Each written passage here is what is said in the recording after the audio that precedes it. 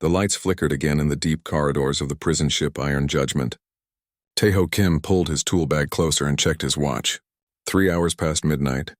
Meant the alien guards were probably sleeping or whatever they did during their rest cycles. Good. He preferred working alone anyway.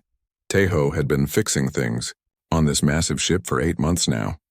Every day he crawled through maintenance tunnels, replaced broken parts, and kept the life support systems running. The pay was decent enough to send money back to Earth where his sister needed expensive treatments for her lung disease. That was all that mattered. The prison ship stretched for miles in every direction. It held thousands of prisoners from dozens of different alien races. Most were criminals or political prisoners from the outer rim worlds. Tae-ho tried not to think about what they had done to end up here. His job was to fix machines, not judge people. Tonight he was heading to Section 7 to check the environmental controls. The reports showed some irregularities in the air circulation system. Nothing dangerous, but it needed attention before it became a bigger problem. Tae-ho had learned that small problems on spaceships quickly became deadly ones if ignored. He turned down a corridor he had never seen before. The walls here were thicker and the security doors looked heavier. This must be the maximum security wing. Tae-ho had heard other human crew members whisper about this place, but he had never needed to come here for repairs. The first thing he noticed was how quiet it was. Even in the regular prison sections, you could hear sounds. Prisoners talking, guards walking, machinery humming. Here there was only silence. It made his skin crawl.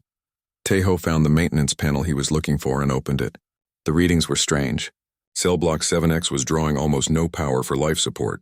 Either it was empty or someone had made a serious mistake with the settings. He pulled out his tablet and checked the work orders. There was no scheduled maintenance for 7X. In fact, according to his records, that cell block did not officially exist. But the power readings were real. Something was using just enough electricity to keep basic life support running at minimum levels. Curiosity won over caution. Tae-ho had always been the type of person who needed to know how things worked. It had made him a good mechanic, but sometimes got him into trouble. He followed the power conduits down the hallway until he found a heavy door marked with symbols he could not read. The door was locked with an electronic system, but Tae-ho's maintenance badge opened it. He stepped inside and immediately knew something was very wrong. The air was stale and too warm. The lighting was so dim he had to use his flashlight to see properly. The cell was much larger than the standard prison cells. The walls were made of some kind of metal that seemed to absorb light. In the center of the room was a raised platform with what looked like a nest made of torn fabric and metal scraps. And in that nest was the most beautiful and terrifying creature Tae-ho had ever seen. She was easily 12 feet long from nose to tail, with scales that shifted from deep purple to silver in his flashlight beam. Her body was clearly reptilian but more elegant than any lizard or snake. Her head was elongated with intelligent golden eyes that fixed on him the moment he entered. 2 small wings were folded against her back and her belly was swollen with pregnancy. A dragon. An actual living dragon from the stories his grandmother used to tell him. For a moment neither of them moved. Tae-ho's mind struggled to process what he was seeing. Dragons were supposed to be myths from old Earth legends. But the creature in front of him was obviously real and obviously not from Earth. The dragon raised her head and spoke in a voice like distant thunder. The words were in a language he did not recognize, but the tone was clear. She was warning him to stay away. Tae-ho held up his hands to show he was not armed. His flashlight beam swept across her body and he saw that she was in bad condition. Her scales were dull and some were missing entirely. Her breathing was labored and her golden eyes were sunken with exhaustion. She was starving. "I am not going to hurt you," Tae-ho said quietly, even though he was not sure she could understand him. "I just came to fix the air system." The dragon tilted her head slightly. Her eyes studied his face with obvious intelligence. After a long moment, she spoke again. This time, Tae-ho caught a few words that sounded like standard galactic common language mixed with her native tongue. "Human," she said slowly, as if testing the word. "Why human come here?" "You can speak common language," Tae-ho said with relief. "My name is Tae-ho. I work on this ship. I fix things that are broken." "Fix," she repeated. She looked down at her swollen belly and then back at him. "Can fix this?" Tae-ho stepped closer, still moving slowly. Now he could see that she was not just pregnant but very close to giving birth. Her breathing was becoming more labored by the minute. When did you last eat? He asked. The dragon closed her eyes for a moment. Many days. Guards bring food once. Taste wrong, make sick. I'll bring more food. Teho felt anger building in his chest. The guards had left a pregnant prisoner to starve. It did not matter what species she was or what crime she had committed. This was not justice. This was cruelty.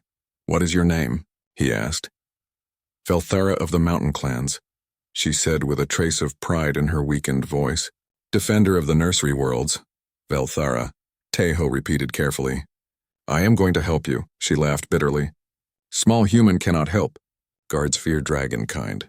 Leave Velthara to die alone. The guards might fear dragons, Teho said, checking his tool bag. But I am not a guard. I am a mechanic. And the first rule of being a mechanic is that everything can be fixed if you have the right tools and enough determination. He pulled out his tablet and started checking the nutritional requirements for different alien species. The database was limited, but it had some information about reptilian life forms. Pregnant females needed specific minerals and proteins. The prison food was designed for the most common prisoner types, not for exotic species like dragons. Velthara watched him work with growing interest. Human truly wish to help dragon? Yes, Teho said without hesitation. I have a sister back on Earth.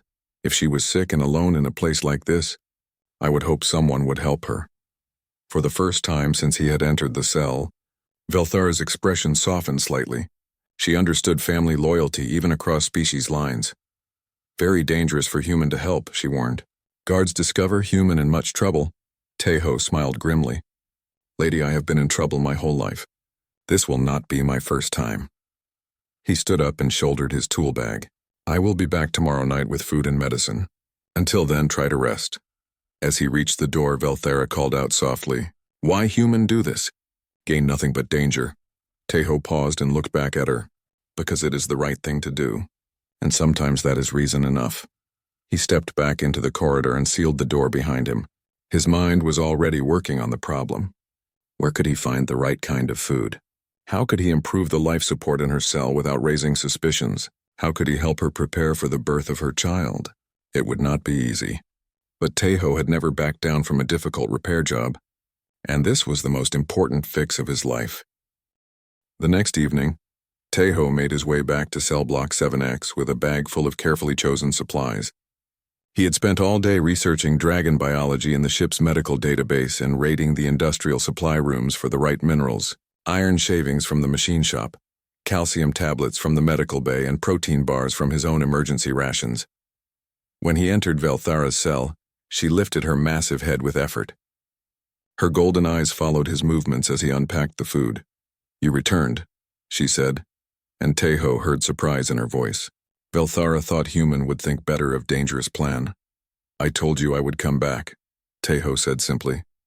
He arranged the supplies on a clean cloth. I brought food that should be better for your body. Iron for your blood, calcium for the baby's bones, and protein for strength. Velthara sniffed the offerings carefully. Dragons had excellent senses of smell and could detect chemicals that humans could not. After a moment, she began to eat. Teho noticed that her movements were slow and careful, as if eating had become painful. How long have you been imprisoned here? He asked while she ate. 3 moon cycles, Velthara replied between bites. Was defending the nursery worlds when the Union ships came. They said dragons were helping the rebellion. Not true. Dragons only protect the young ones. Teho had heard about the conflict in the Outer Rim territories. The Galactic Union claimed they were fighting terrorists and rebels.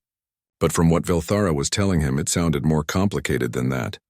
What are nursery worlds? He asked. Velthara's eyes grew distant.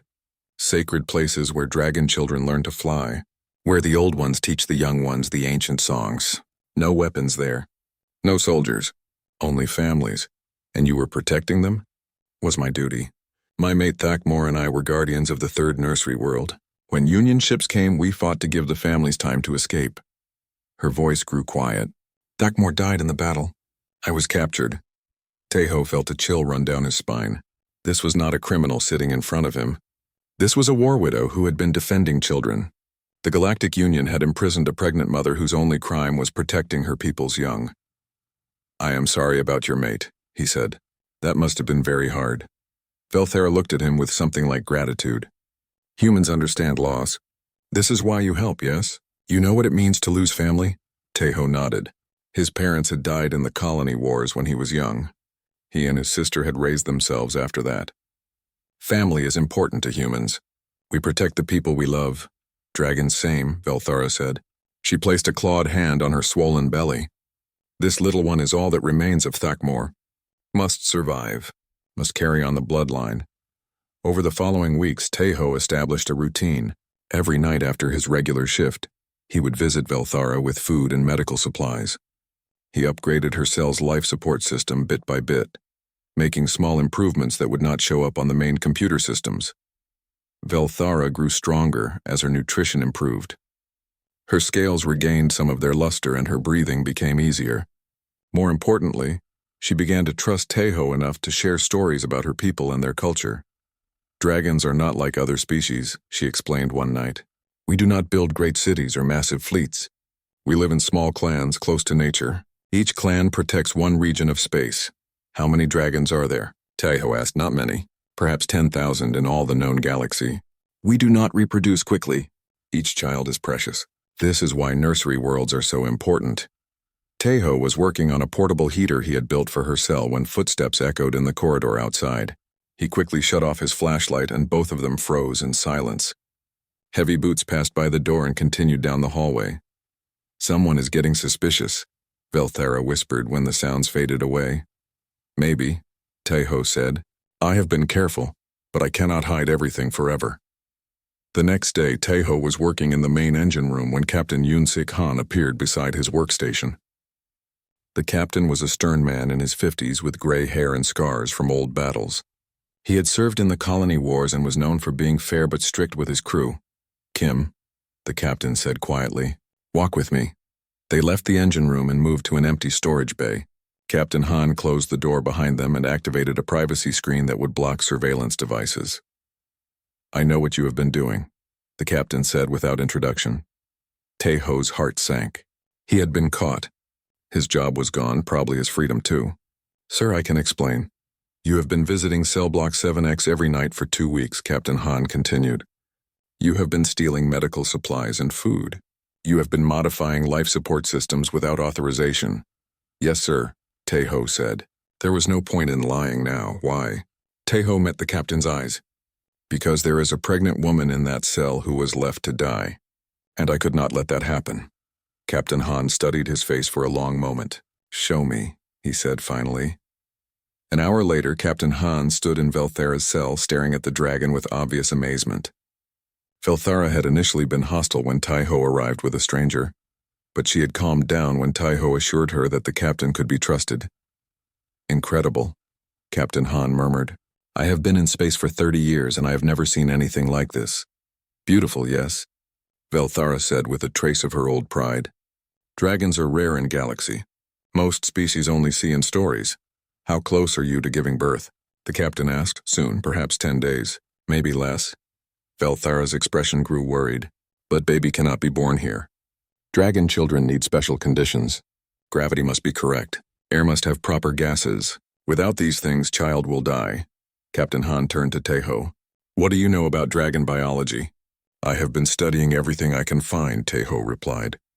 Dragon births require lower gravity and a specific mixture of atmospheric gases. The mother also needs to be in a warm environment with access to certain minerals.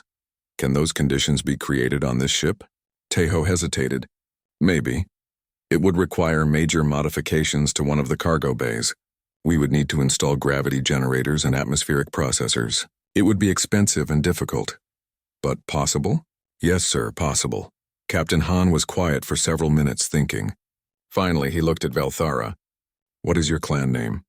Velthara of the Mountain Clans, daughter of Morthak the Wise, guardian of the Third Nursery World. And who leads your people now? My brother-in-law, Fleet Commander Morthak. He searches for me but does not know where Union took me. Captain Han's eyes sharpened. The Mountain Clans control the Kepler Pass jump gates, do they not? Yes. 3 jump gates that connect outer rim to inner systems. The captain turned to Tejo. Do you understand what this means? Tejo was beginning to. If her people knew where she was, they would come for her. And right now, the Union needs those jump gates to move supplies to the front lines. If the dragons close them in retaliation for how their people are being treated, Captain Han trailed off.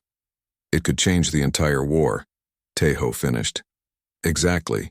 Kim, you may have stumbled onto something much bigger than saving one life. The captain looked back at Velthara, though that would be reason enough by itself. Velthara had been listening to their conversation with growing interest. Humans think to help Dragon for political reasons? No, Taeho said quickly. I helped you because it was right. The politics do not matter to me. Captain Han nodded. Kim is right. But the reality is that helping you might also help end this war, and that makes it worth the risk. What are you proposing, sir? Taeho asked.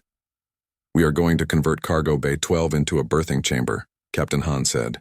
And we are going to make sure your dragon friend and her child survive. Whatever it takes. For the first time since Taeho had met her, Velthara smiled. It was a fearsome sight, showing rows of sharp teeth, but her golden eyes were warm with gratitude. Dragons remember their friends, she said solemnly. This kindness will not be forgotten. As they prepared to leave the cell, Taeho realized that his simple act of compassion had grown into something much larger. They were no longer just trying to save 2 lives. They were potentially changing the course of an interstellar war, but that did not matter to him. What mattered was the trust in Velthara's golden eyes, and the knowledge that he was doing the right thing. Captain Han wasted no time putting his plan into action. The next morning he called a meeting with the senior human crew members in the ship's conference room.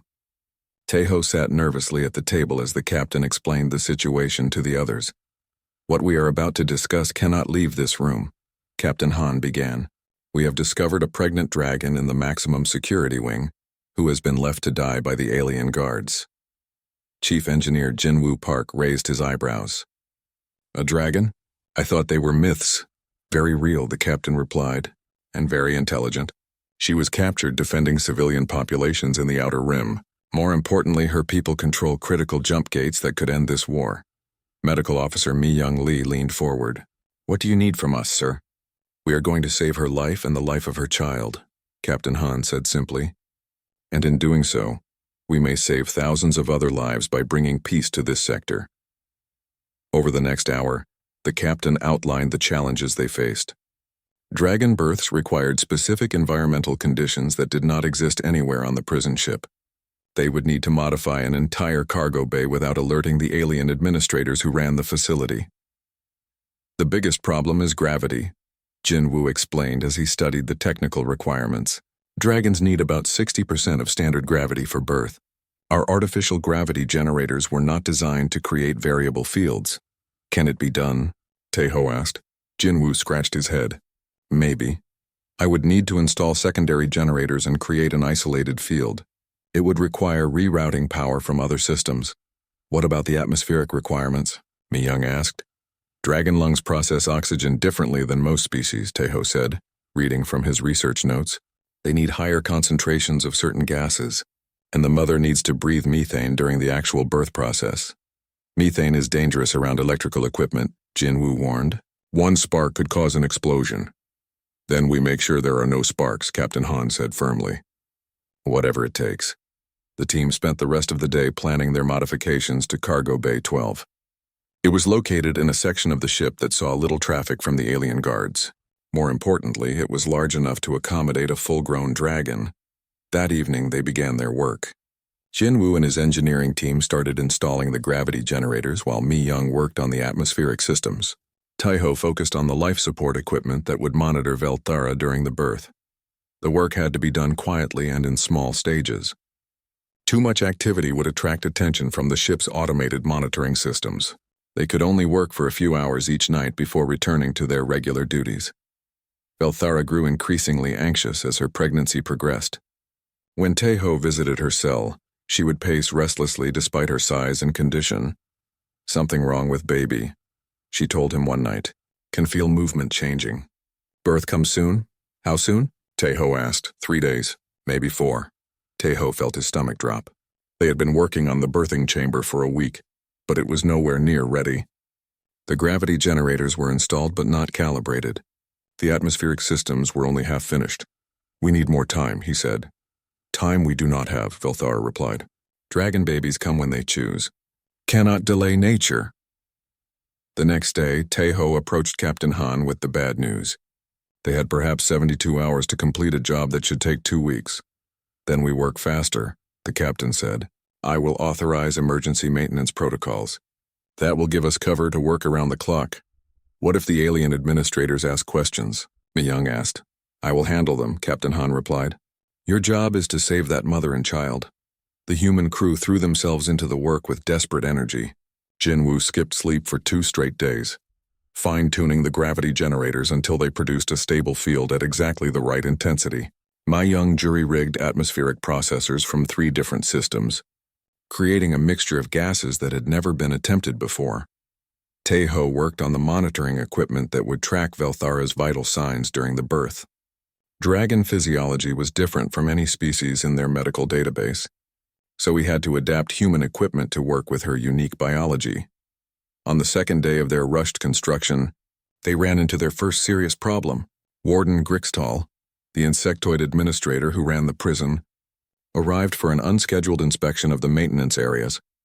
Grixtal was a bureaucrat who followed rules and procedures with obsessive precision. He had 4 arms, compound eyes, and absolutely no imagination. In his view, humans were useful for manual labor but too chaotic to be trusted with important decisions. Explain this excessive activity. Grixtal clicked as he examined the work in Cargo Bay 12. Captain Han stepped forward smoothly. Emergency repairs, Warden. We discovered stress fractures in the hull plating that could cause decompression if not addressed immediately. No such damage appears in official reports, Grixtal said suspiciously. The fractures are microscopic. Human sensors detected them during routine maintenance. Your equipment may not be sensitive enough to register the problem.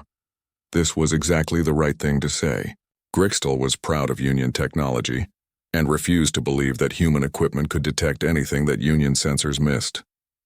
But he was also terrified of being blamed if the ship suffered a hull breach. Continue repairs, he ordered. File complete reports when finished. Of course, Warden, Captain Han replied. After Grixtal left, Jinwoo wiped sweat from his forehead. That was close, too close, the captain agreed. We need to finish this tonight. By the 3rd evening, the birthing chamber was as ready as they could make it. The gravity field was stable, the atmospheric mix was correct, and the monitoring equipment was online. It was not perfect, but it would have to do. Teho made his way to Velthara's cell to find her in obvious distress. Her breathing was rapid and shallow, and her scales had changed color to a deeper shade of purple. Time, she said simply. Moving a 12-foot pregnant dragon through the corridors of a prison ship without being detected was not easy. Captain Han had ordered most of the human crew to different parts of the ship, creating distractions that drew the alien guards away from their route. Velthara moved slowly, but with determination. Her claws clicked on the metal deck plates as she followed Teho through the maintenance tunnels toward Cargo Bay 12. Almost there, Teho encouraged her. Just a little further. When they reached the birthing chamber, Velthara looked around with amazement. The space had been transformed into something that resembled a natural cave. Soft lighting cast warm shadows on the walls, and the air smelled of the minerals she needed. Humans did this for Dragon? She asked. We did this for a friend, Teho replied. Velthara settled onto the padded platform they had built for her. Mi-young began attaching monitoring sensors while Jinwoo checked the atmospheric controls one final time. Everything looks good, Mi-young reported. Gravity is at 62%. Atmospheric mix is stable. Temperature is optimal. Velthara closed her golden eyes and took a deep breath of the methane-enriched air. For the first time in weeks, she looked peaceful. Thank you, she said softly. Dragon clans will remember this kindness. As if responding to her words, alarms suddenly began blaring throughout the ship. Emergency lights flashed red in the corridors outside. What is that? Jinwoo asked. Captain Han checked his communicator. His face went pale as he read the message. Security alert, he said grimly. Warden Grixtal has discovered that Cell 7X is empty. The entire ship is going into lockdown. Their secret was out, and Velthara was about to give birth in the middle of what would soon become a ship-wide manhunt. The security alarms echoed through the prison ship as Velthara entered the final stage of labor. Her massive body was glowing with an inner light that made her scales shine like polished metal. The birthing chamber that the humans had built was filled with the deep harmonic sounds of her breathing. How much longer? Captain Han asked Mi Young, who was monitoring the dragon's vital signs on her improvised medical equipment. Soon, Mi Young replied, wiping sweat from her forehead. Her body temperature is rising and her breathing pattern has changed. The baby should come within the hour. Outside the cargo bay, they could hear the sounds of the ship-wide search getting closer. Heavy footsteps echoed in the corridors as alien guards moved from room to room, looking for the missing prisoner. But they were running into problems that they did not understand. Throughout the ship, human crew members were following Captain Han's emergency protocols. Doors that should open were mysteriously sealed. Computer systems that should respond were displaying error messages. Communication networks were experiencing technical failures that made it impossible for the search teams to coordinate their efforts. Jinwoo was monitoring the ship's internal systems from a portable terminal he had brought to the berthing chamber. The security teams are getting frustrated, he reported. They keep running into locked doors and system failures. Good, Captain Han said grimly. Every minute we delay them is another minute for Velthara to safely deliver her child. Velthara raised her great head and looked at the humans gathered around her. Despite her pain, her golden eyes were filled with gratitude and determination. Humans risk much for Dragon, she said between contractions. This kindness will be remembered for all generations. We are not doing this for politics or gratitude, Taeho said, adjusting the atmospheric controls. We are doing this because it is right. Yes, Velthara agreed. This is why dragons will trust humans. You understand honor. The next contraction was stronger than the previous ones. Velthara's birth song became deeper and more powerful, making the metal walls of the cargo bay vibrate. Her scales shifted from purple to brilliant silver and she began to glow even brighter. This is normal, Mi Young asked with concern. Very normal, Velthara assured her. Dragon children are born with fire in their hearts. Mother's body prepares to welcome flame. Fire? Taeho asked with sudden alarm. All dragon babies breathe fire when they take first breath, Velthara explained. Is how we know child is healthy and strong. Jinwoo quickly checked the cargo bay's fire suppression systems. The automatic sensors will trigger if they detect any flames. The whole chamber will be flooded with chemical suppressants. That would kill the baby, Mi Young said with horror. Then we disable the sensors, Captain Han decided. Jinwoo, shut down the fire suppression systems in this section. Sir, if there is a real fire, we will have no protection, Jinwoo warned. That is a risk we have to take, Captain Han replied. This child deserves to live. As Jinwoo worked to disable the safety systems, new alarms began sounding throughout the ship. These were different from the security alerts. These were proximity warnings indicating that something was approaching the prison ship from outside. Captain, Jinwoo called out, looking at his sensor readings. We have incoming vessels. 3 ships on direct intercept course. They will reach us in 15 minutes. Can you identify them? Captain Han asked. Jinwoo studied the energy signatures on his screen. The computer says they are not in our database, but the power readings are unlike anything I have ever seen. Velthara lifted her head despite her labor pains. Her golden eyes widened with hope and recognition. What type of energy patterns are you detecting? She asked urgently. Jinwoo described the unusual readings he was seeing. Velthara's expression changed from pain to joy. Dragon ship, she breathed. My clan has found me. The implications hit everyone at once. Velthara's people had somehow tracked her location and were coming to rescue her. The birth of her child was about to become the center of an interstellar incident. How did they find you? Taeho asked. Bond between dragon mother and unborn child grows stronger as birth approaches, Velthara explained. Child calls to father's clan across vast distances. They follow the call home.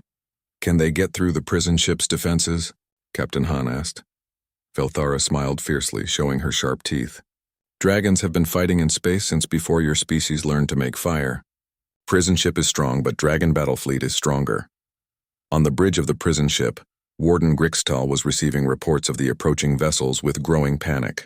The Iron Judgment had defensive weapons, but it was designed to hold prisoners, not fight military battles against an unknown enemy. Send emergency distress signal to Union Fleet headquarters, he ordered his communications officer.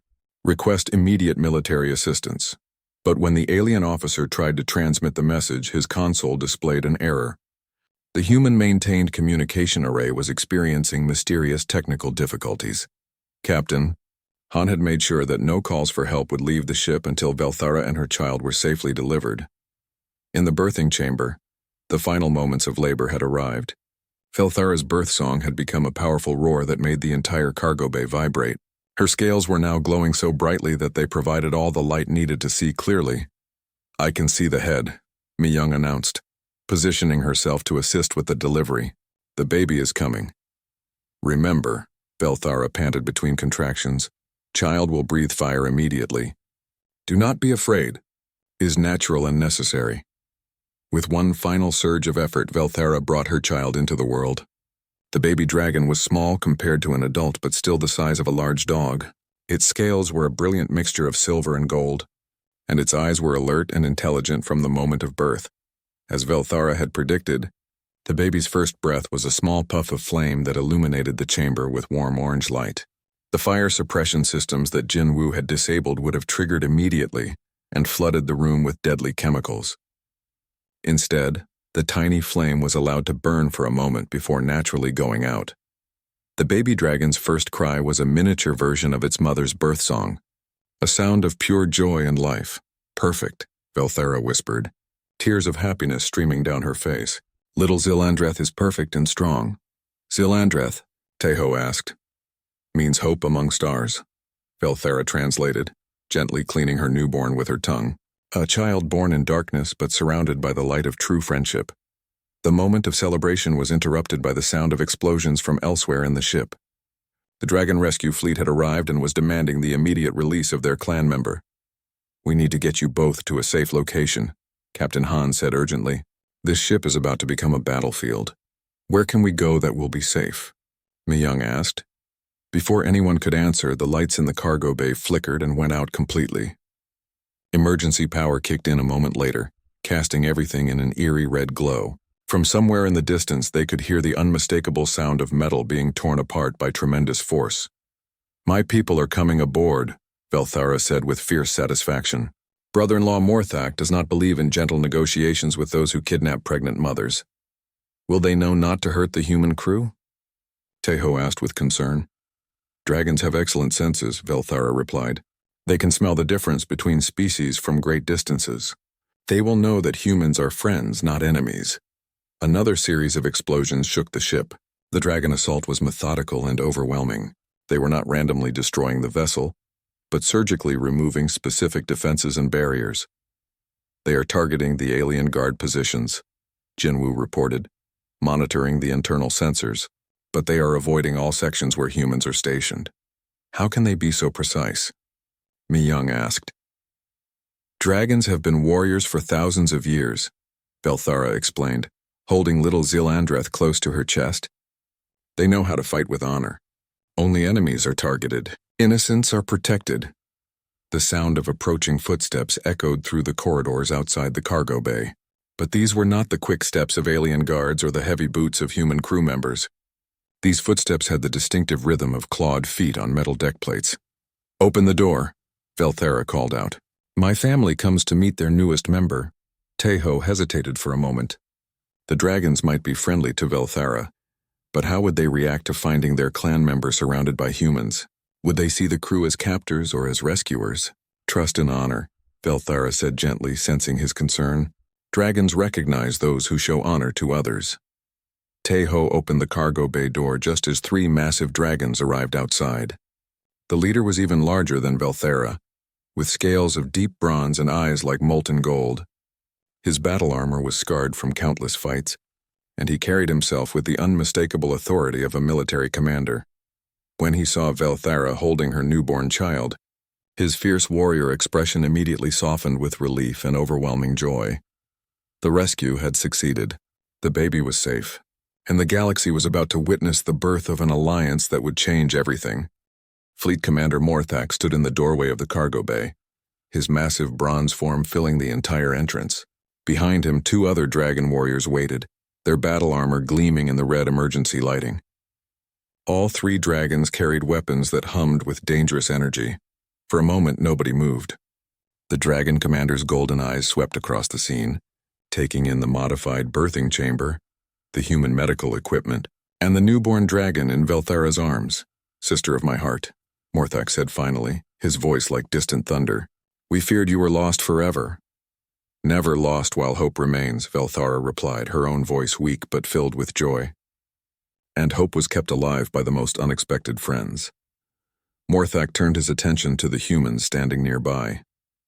Captain Han stepped forward, meeting the dragon commander's gaze without fear. You are the ones who protected her? Morthak asked in careful galactic common. We are, Captain Han replied simply, and we would do it again without hesitation.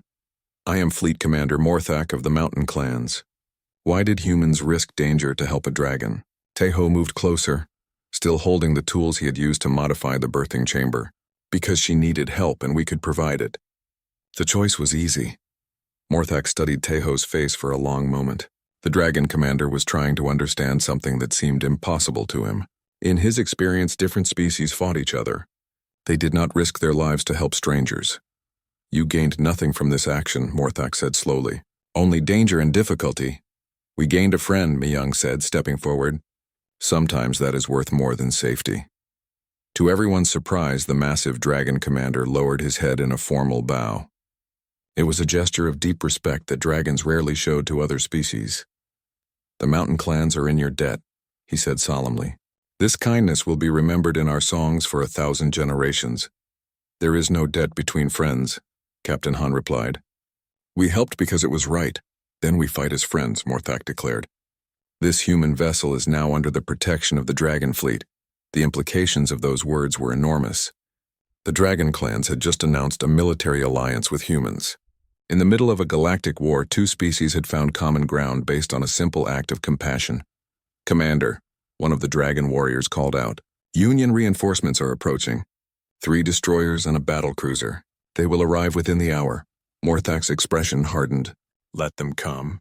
It is time the Union learned that dragons protect their friends. What about the other prisoners on this ship? Velthara asked, still holding little Zilandreth close. Thousands of beings are held here. Most are innocent people who were defending their homes. We free them all, Morthak said without hesitation. No one should be imprisoned for protecting their families. Captain Han pulled up the ship's prisoner manifest on his tablet. 4,000 beings from dozens of different species. Most are political prisoners from the Outer Rim territories. Many were leaders in their communities, Velthara added. Teachers, scientists, local officials. The Union arrested them to break resistance movements. Morthak exchanged glances with his fellow commanders. If all these leaders returned to their homeworlds at the same time, coordinated uprising, Teho realized. The entire Outer Rim could declare independence from Union control. And with Dragon Fleet protection, they might actually succeed, Jinwu added.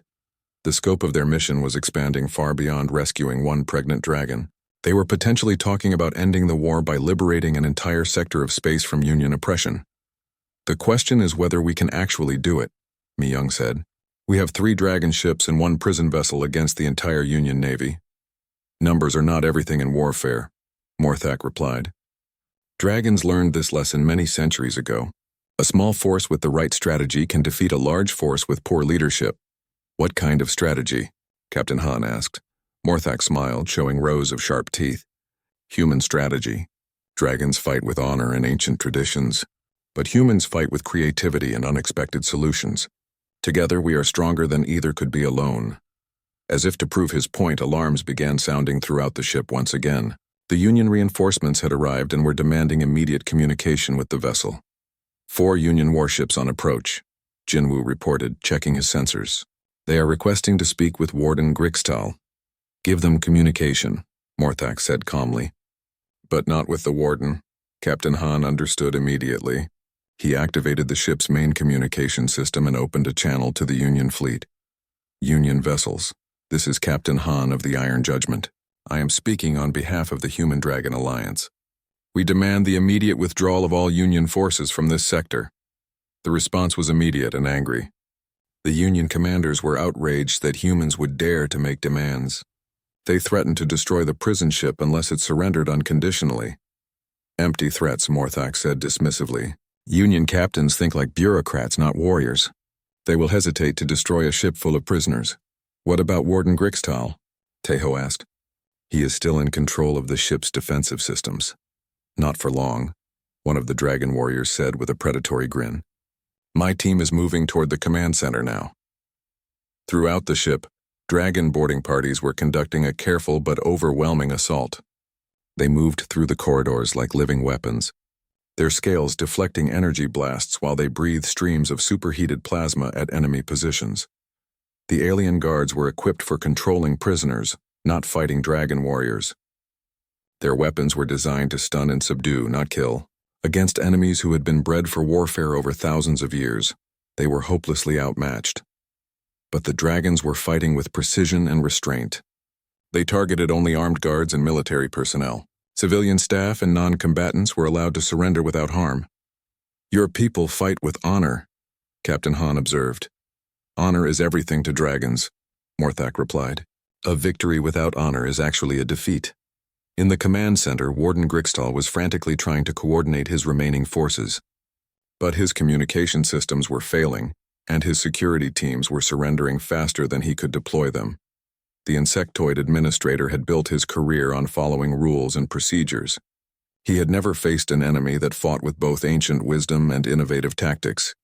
Sir, his communications officer reported with panic in his voice, the dragon forces have taken control of the prisoner sections. They are releasing everyone. Stop them, Grixtal ordered. How? Our guards are either captured or surrendering. The dragons are not harming anyone who does not fight back. Throughout the prison sections, thousands of beings were experiencing freedom for the first time in months or years. The dragons moved from cell to cell, breaking locks and dismantling security barriers, but they were not creating chaos. Each released prisoner was directed to specific gathering points where human medical staff provided food, water, and basic medical care. Incredible organization. Mi-Young marveled as she watched the operation unfold on security monitors. They are liberating the entire ship in less than 2 hours. Dragons have been conducting rescue operations for centuries, Velthara explained. We perfected these techniques during the slave wars 300 years ago. Baby Zilandreth stirred in her mother's arms, making small chirping sounds. The newborn's golden eyes were bright and alert, taking in everything around her. She is trying to communicate, Velthara said with wonder. Dragon children develop quickly. She already recognizes the voices of her human friends. As if responding to her mother's words, Zilandreth made a sound that was almost like a word. It was too early for real speech, but the intention was clear. Smart child, Morthak said with pride. She will grow up in a galaxy where humans and dragons are allies. Much better than the world we knew. The final phase of the operation began when the dragon forces reached the command center. Warden Grixtal found himself facing 3 dragon warriors who had simply walked through his security barriers as if they did not exist. Surrender, the lead warrior said in simple galactic common. No harm will come to those who do not fight. Grixtal looked around his command center. His guards had already laid down their weapons. His communication systems were dead. His ship was no longer under his control. With great reluctance, the bureaucratic warden raised his forearms in surrender. The ship is ours, Morthak announced. All prisoners are free. All Union personnel are captured or surrendered. What about the Union fleet outside? Captain Han asked. Morthak's smile was fierce and confident. Now we show them what happens when dragons and humans work together. The real battle was about to begin. But for the first time since the war started, the Union forces would face an enemy that combined dragon fire with human ingenuity. It would be a combination they were not prepared to handle. 3 months after the battle at Iron Judgment, Teho stood in the great hall of the dragon homeworld. The massive chamber was carved from living rock deep inside a mountain, its walls covered with ancient carvings that told the history of the dragon clans. Before him, Fleet Commander Morthak held the flame of kinship, the highest honor that dragons could give to a non-dragon. The crystalline metal glowed with internal fire that would burn for 1,000 years. Taiho Kim, Morthak announced in his ceremonial voice. Friend to dragons, protector of the innocent, bridge between species. Accept this flame as symbol of eternal bond between your people and ours. Taiho bowed as the metal was placed around his neck. The crystal was warm against his chest, and he could feel the gentle energy it contained. Around the hall, hundreds of dragons hummed their approval in harmonious tones that made the mountain itself vibrate. Velthara stepped forward, carrying little Zilandreth in her arms. The baby dragon had grown remarkably in the past 3 months, now about the size of a small pony. Her scales had developed into a beautiful pattern of silver and gold, and her intelligence was already remarkable. Zilandreth has words for her human uncle, Velthara said with a smile. The baby dragon looked up at Teho with bright golden eyes and spoke her first words in galactic common. "Thank you, Uncle Teho." Teho felt tears forming in his eyes. This little being existed because he had chosen to help a stranger in need. Everything that had happened since that night in the prison cell could be traced back to that simple decision to do what was right. The ceremony continued with speeches from Dragon Clan leaders and human ambassadors. The formal alliance between humans and dragons had been signed 6 weeks earlier, fundamentally changing the balance of power in the galaxy. The Galactic Union had tried to suppress news of the prison ship incident, but word had spread quickly through the Outer Rim territories. When the freed prisoners returned to their homeworlds, they brought with them proof of Union brutality and stories of human-dragon cooperation. One by one, entire star systems had declared independence from Union control. The dragon fleets provided military protection, while human engineers and technicians helped rebuild infrastructure that had been damaged by the war. Captain Han, now promoted to admiral, approached Teho after the ceremony. "How does it feel to be a galactic hero?" he asked with a grin. "I am not a hero," Teho replied. "I just fixed a problem that needed fixing." "That is exactly what makes you a hero," Captain Han said. "You saw something wrong and you fixed it regardless of the consequences." The Iron Judgment itself had been converted into a mobile medical facility, jointly operated by human and dragon crews.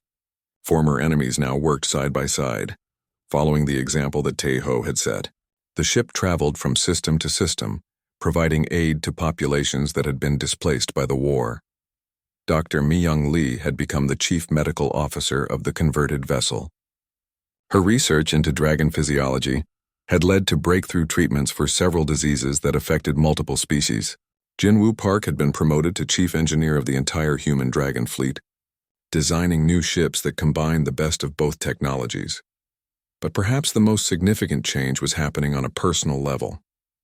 Thousands of humans and dragons were learning to work together, forming friendships that crossed species lines. Children from both species were growing up together, learning each other's languages and customs. "What will you do now?" Velthara asked Teho as they walked through the mountain gardens together. Zilandreth rode on her mother's back, chattering excitedly about everything she saw. "I have been offered a position as the first human liaison to the Dragon Council," Teho replied. "Admiral Han thinks I should take it. And what do you think?" Teho considered the question. A year ago, he had been a simple mechanic trying to earn money for his sister's medical treatments. Now he was being asked to help shape interstellar policy. "I think I would rather keep fixing things," he said finally. "The galaxy has plenty of politicians. What it needs is more people willing to help when help is needed." Velthara smiled. "Wise words. But perhaps helping people and fixing political problems are not so different." They were interrupted by a communication from Admiral Han. "Teho, we have a situation that requires your expertise. A colony ship has suffered massive system failures in the Rigel sector. They have 2,000 families aboard, including pregnant mothers who need medical attention."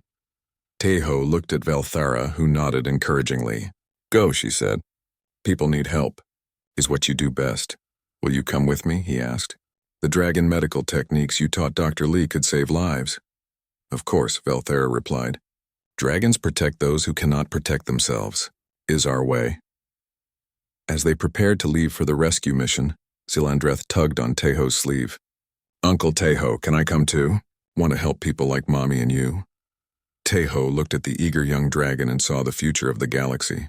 A generation that would grow up seeing cooperation instead of conflict, friendship instead of fear.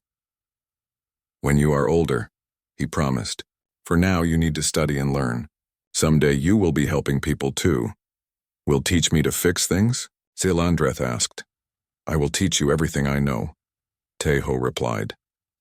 6 months later, Velthara announced that she was expecting another child. She and Teho were working together aboard the converted Iron Judgment when she shared the news. "This time, birth will be different," she told him. "Child will be born in time of peace, surrounded by friends from many species." What will you name this one? Teho asked. Velthara smiled warmly. Te Andreth means human friend who brings dawn. Seemed appropriate. You would name your child after me? Dragons remember their debts, Velthara said. But more than debt, we remember friendship. You gave my first child life. Our second child will carry your name among the stars. Teho was deeply moved by the honor. In dragon culture, naming a child after someone was the highest expression of respect and love. The war officially ended 8 months after the Iron Judgment incident. The Galactic Union agreed to grant independence to the Outer Rim territories in exchange for guaranteed trade rights and non-aggression pacts. The Human-Dragon Alliance became the foundation for a new confederation of free worlds. Years passed. Teho continued his work as a roving troubleshooter, responding to emergencies throughout the galaxy. Wherever he went, he was accompanied by dragon friends and human colleagues who shared his commitment to helping others. Zil Andreth grew into a remarkable young dragon who spoke 6 languages and could repair complex machinery with her claws. She followed Teho on many of his missions, learning the skills she would need to continue his work. Little Te Andreth, born during the first year of peace, became a symbol of the new era. He grew up playing with human children and dragon younglings alike, never knowing a time when the species were enemies. On the 10th anniversary of the Iron Judgment incident, a memorial was erected on the dragon homeworld. It showed a human mechanic and a pregnant dragon working together to repair a broken world. The inscription was written in both human script and dragon runes. When compassion meets courage, even the stars can be healed. Teho stood before the memorial with Velthara and her 2 children. Admiral Han was there, along with Dr. Lee, Engineer Park, and dozens of other friends from both species. Do you ever regret that night in the prison cell? Velthara asked quietly.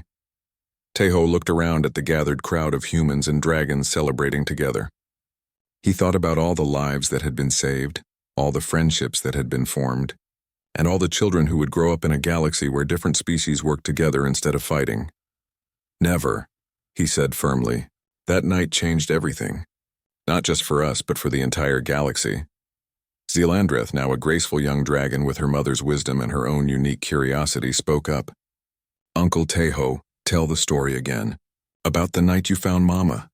You have heard that story 100 times, Teho laughed. But new friends have not heard it, Zealandreth said, gesturing to a group of young humans and dragons who had gathered nearby. They need to know how it all started. So Teho told the story once more. He spoke of finding a pregnant dragon alone in a dark cell, of the choice between safety and compassion, and of the alliance that grew from a simple act of kindness. The young listeners hung on every word. To them, the idea of humans and dragons being enemies seemed impossible. They had grown up in a world where cooperation was normal, and friendship crossed all species boundaries. When the story was finished, one of the human children asked, "What happened to Warden Grixtal?" "He was reassigned to a clerical position in the Union bureaucracy," Admiral Han answered. "Sometimes the greatest punishment for someone who craves power is to give them a job where they have none." "And what about the other prisoners who were freed?" a young dragon asked. "They went home," Velthara replied. "They rebuilt their worlds and raised their families in freedom. Many of them still send messages to thank the humans who helped them escape." As the celebration continued into the evening, Teho found himself standing alone on a balcony overlooking the dragon capital city. The lights below twinkled like stars, and he could hear the sounds of laughter and music from dozens of different species. Admiral Han joined him, carrying 2 cups of the strong coffee that had become popular among both humans and dragons. "Any regrets about not taking that liaison position?" the Admiral asked. "None," Teho replied.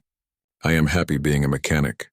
The galaxy needs people who fix things more than it needs more politicians. You know you have become something of a legend, right? There are schools on a dozen worlds that teach courses about the Iron Judgment incident. They call it the turning point of the war." Teho shrugged. "I just did what needed to be done. Anyone would have made the same choice." "No," Admiral Han said seriously. "Not everyone would have. That is what made the difference." They stood in comfortable silence for a while, watching the city below. Finally, Admiral Han spoke again. "I have another mission for you if you are interested. A deep space research station has gone silent. Could be technical problems, could be something more serious. They have families aboard, including children. Tejo finished his coffee and set down the cup. When do we leave? Tomorrow morning. Vilthara and her team were already preparing the medical equipment. Then I should get some rest, Tejo said. But before he left the balcony, he took one more look at the peaceful city below. Somewhere out in the galaxy, people needed help, and thanks to the alliance that had grown from one act of compassion, there were now thousands of humans and dragons ready to provide that help. The mechanic who had once worked alone in the dark corridors of a prison ship had become part of something much larger. A community of beings from different worlds who shared a common belief that everyone deserved to be helped when they were in need. As he walked back into the celebration, Tejo smiled. Tomorrow would bring new challenges and new opportunities to make a difference. But tonight, he was surrounded by friends who had chosen hope over fear, cooperation over conflict, and love over hatred. The galaxy was a better place because of those choices, and it would continue to improve as long as there were people willing to help strangers in need, regardless of what species they belonged to or where they came from. The story that had begun with a pregnant dragon alone in a prison cell had become a legend that would inspire generations to come. And at its heart was a simple truth that every child in the galaxy now learned. When you see someone who needs help, you help them. Everything else is just details. The end of the war was really just the beginning of something much more beautiful. A future where the stars belonged to everyone who was brave enough to reach for them together.